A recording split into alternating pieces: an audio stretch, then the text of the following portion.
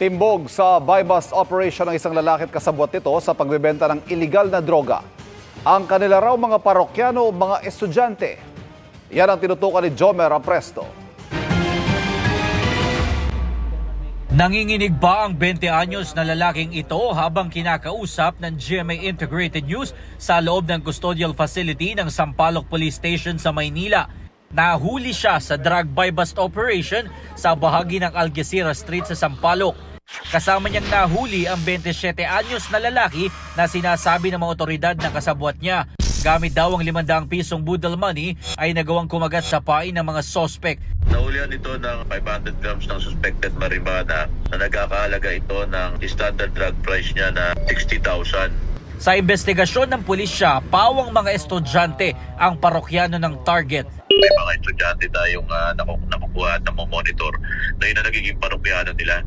Kasi located naman talaga dito sa area, yung mga university belt natin.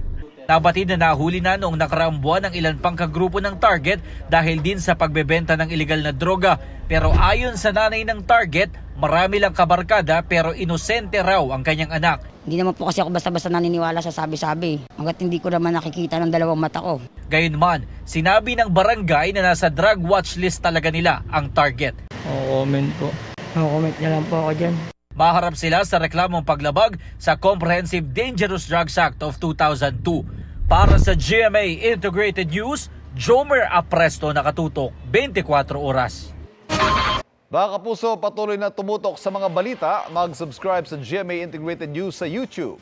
Sa mga kapuso abroad, samahan niyo kami sa GMA Pinoy TV at www.gmanews.tv.